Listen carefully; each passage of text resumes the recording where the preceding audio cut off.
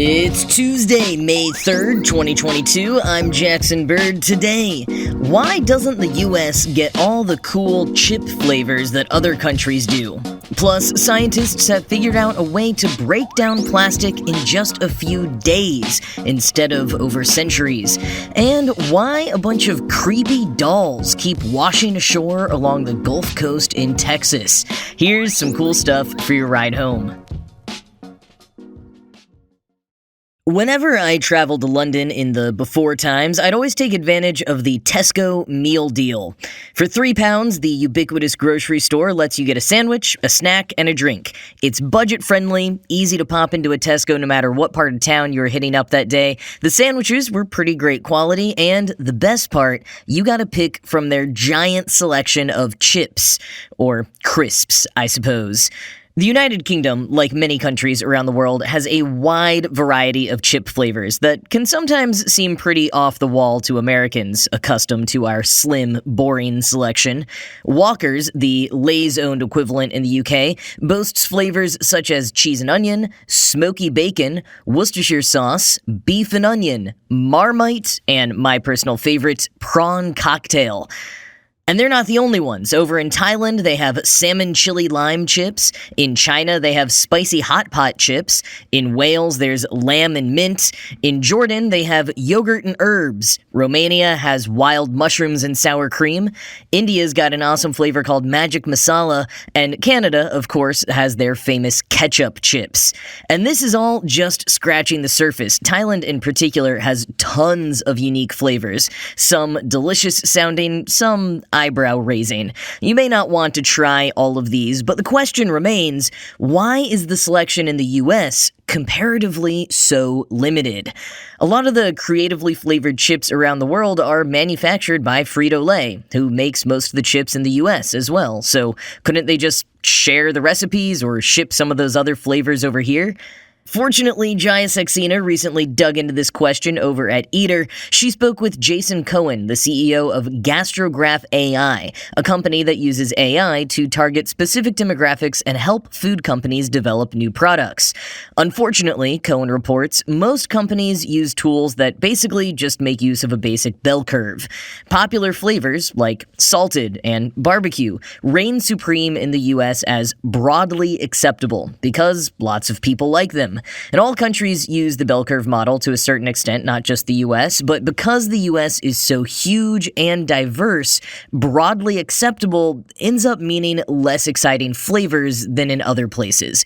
Quoting Eater, "You can build a generally acceptable targeted product in a more ethnically homogenous country," says Cohen. "The US is huge, diverse, and has tons of regional differences. So when you start doing traditional consumer testing, it's about the lowest common denominator. In France, the lowest common denominator gets you a poulet roti chip, and in China, a spicy crayfish chip, and in Kazakhstan, pickles and dill. Here, we get endless riffs on cheese and onions." Given that the US is a big country, you'd think that if 15% of the population is interested in a hot pot chip, that's still millions of people these companies could be reaching.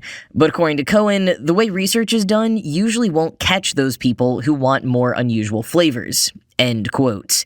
That's because even if a new flavor were to be proposed and make it all the way to a taste test, the tests are kind of designed against unique flavors.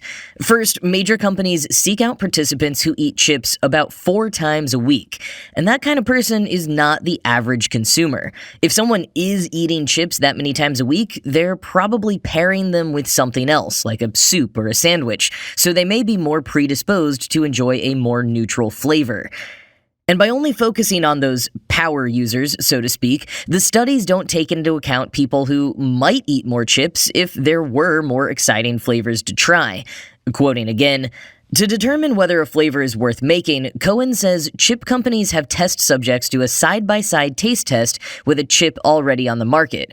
And for them to produce it, the majority of the tasters must like the new chip more than what already exists. Half the people in the panel could say, I don't know, I like this one out of 6 and I like this one out of 5. And 15% of the panel could say the new chip is the best thing they've ever tasted, and the company still won't make it, says Cohen. They don't base their decisions on the magnitude of preference, they base it on the mean of preference. End quote. Big companies don't want to take risks when they already have something that's working. Or as Saxena somewhat dramatically puts it, quote, "As always, it appears commerce is the death of art." End quote. But just like art, not everyone is actually as into the weird stuff as some of us might like to think. Even if wild flavors are the norm in other countries, the norm here is a little less exciting. And that's what the vast majority of people are into. Mark Land, an associate professor of marketing at the University of Tampa, told Eater that it's like the diffusion of innovation theory, something I'm a big fan of personally in framing all kinds of public opinion. It takes us back to the bell curve. Basically, you've got the innovators, people who are the first to try something new. They represent only 2.5% of the population. And then you have the early adopters. They'll try something before most people, but not as quick as the innovators. They represent about 13.5% of the population. After that comes the early majority at 34%, the late majority also at 34%, and the laggards at 16%. But if we use that to say that only the innovators and the early adopters are into trying unique new chip flavors, that's still only 16% of the population. And 16% of the population is not enough for major snack companies to take a risk on. The tides could be turning, though. As I've spent the last few minutes bemoaning how boring American chip flavors are, you may have been sitting there thinking of every exception to my rule. Flamin' Hot Cheetos, chili and pickle and chicken flavors from brands like Howl's, Zapp's, Pringles, and Trader Joe's, the growing juggernaut that is Takis. It seems the needle is moving in the US, but whether it will be enough to bring the US into the land of bizarre chip flavors with the rest of the world is yet to be seen.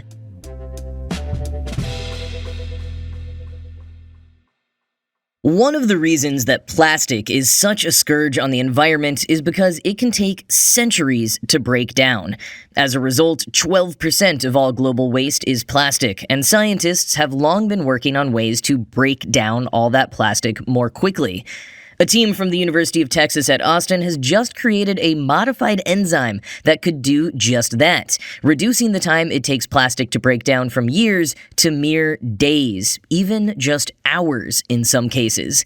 Now, this isn't the first time that scientists have discovered or engineered enzymes to break down plastic in just a few days. Scientists have been pursuing this line of study since 2005 and discovered at least 19 distinct enzymes with these capabilities.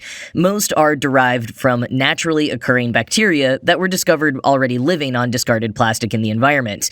But this latest team of researchers says that those enzymes function best in their specific environments, and therefore, if they were to be taken out of that environment to be applied in places like recycling centers, they may not function correctly. And that's why this new enzyme is more groundbreaking. It's not impeded by moderate changes to things like temperature or pH conditions. And reflecting that stability, the enzyme has been dubbed Fast PETase, which stands for Functional, Active, Stable, and Tolerant PETase.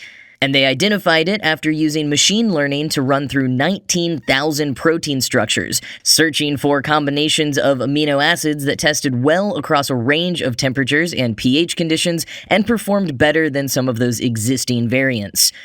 Quoting Vice, "The fast-acting protein can break down building blocks of polyethylene terephthalate, or PET, a synthetic resin used in fibers for clothing and plastic, through a process called depolymerization, in which a catalyst separates the building blocks that make up PET into their original monomers, which can then be repolymerized, built back into virgin plastic, and converted into other products. Most impressively, the enzymes broke down the plastic in 1 week. One thing we can do is we can break this down into its initial monomers," Hal Alper, professor in chemical engineering and author on the paper, told Motherboard over the phone. And that's what the enzyme does. And then once you have your original monomer, it's as if you're making fresh plastic from scratch, with the benefit that you don't need to use additional petroleum resources. End quote. Alper emphasized that it works better than melting plastic and remolding it because with that workflow, you're losing the integrity of the plastic each time you do it. But when you depolymerize and then repolymerize, you're basically creating brand new PET plastic every time. And from Futurity, quote, "Through this process, which included studying 51 different post-consumer plastic containers, 5 different polyester fibers, and fabrics and water bottles all made from PET, the researchers proved the effectiveness of the enzyme." Up next, the team plans to work on scaling up enzyme production to prepare for industrial and environmental application. The researchers have filed a patent application for the technology and are eyeing several different uses. Cleaning up landfills and greening high waste-producing industries are the most obvious, but another key potential use is environmental remediation. The team is looking at a number of ways to get the enzymes out into the field to clean up polluted sites. End quote. Alper says the possibilities are endless, saying, quote, "Beyond the obvious waste management industry, this also provides corporations from every sector the opportunity to take a lead in recycling their products. Through these more sustainable enzyme approaches, we can begin to envision a true circular plastics economy." End quote.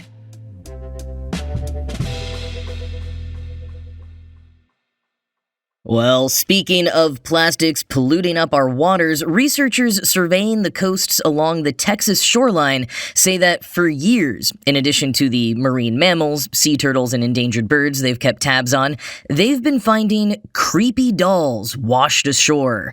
Covered in barnacles with eyes, hair, clothing, and sometimes even limbs missing, these dolls look straight out of Sid's experiments in Toy Story.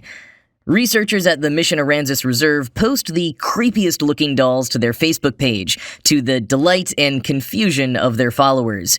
Director Jace Tunnell told the Fort Worth Star-Telegram that the first one they found turned out to be the head of a sex doll, which he didn't realize when he posted the photo on Facebook.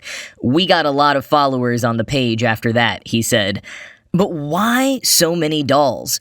It sounds reminiscent of France's problem with those Garfield novelty phones, which kept washing ashore along the coast in Brittany for 30 years. In that case, a sunken shipping container filled with the Garfield phones had ended up in a sea cave. But by the time the mystery had been solved and a team was able to physically investigate the container, it was empty, with all of the phones having long since been spread throughout the sea.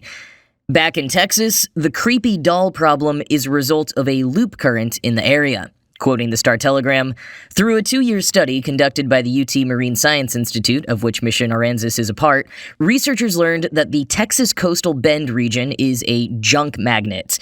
Texas coastal Bend beaches get 10 times the amount of trash than any other beach in the Gulf of Mexico," Tunnell said, compared to what researchers in Florida and Mississippi found after conducting identical projects. This is due in large part to a loop current reaching from the Yucatan Peninsula to Florida. This current creates eddies that push debris towards the Texas Gulf and the coastal bend in particular. End quote.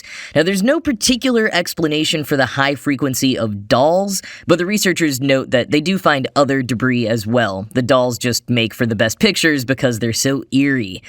Maybe at some point we'll discover there was some sort of manufacturer or large shop positioned in exactly the right spot to account for an outsized proportion of the pollution that ends up in the Gulf.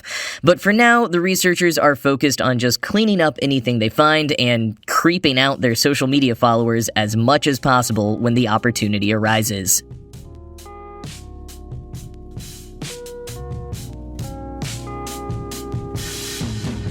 Well, the US may not have as many chip flavors as other countries, but we definitely rule the world when it comes to weird breakfast cereals. And now, in a bid to be even more subversive than Sour Patch Kids cereal, Tropicana has made an admittedly pretty boring cereal with one very crucial design element. It's meant to be eaten with orange juice, not milk. Now, I spent many years on the water in cereal bandwagon, so I'm not really one to be throwing stones here, but this is certainly a bold move. Called Tropicana Crunch, it's a honey almond cereal that honestly does sound like it would go pretty well with orange juice once you get over the weirdness of sitting down to enjoy a whole bowl of orange juice. But, if you've gotten into smoothie bowls at all, then this is kind of similar, just more melted. Tropicana Crunch is launching tomorrow for National Orange Juice Day, which is a holiday I didn't realize before that I shared my birthday with. The website doesn't specify how wide a release Tropicana Crunch is getting or how long it will be available for. Tropicana is also the brand that launched their own toothpaste last fall that is supposed to prevent orange juice from tasting bad after you brush your teeth by removing the active ingredient sodium lauryl sulfate, or SLS. Link in the show notes to the segment I did on that back in November if you want to learn more about SLS and the history of toothpaste. And might be a good toothpaste to invest in if you end up being a big fan of putting orange juice in your cereal. But that is it from me for today. This show was produced by Ride Home Media. I'm Jackson Bird, and I will talk to you again tomorrow.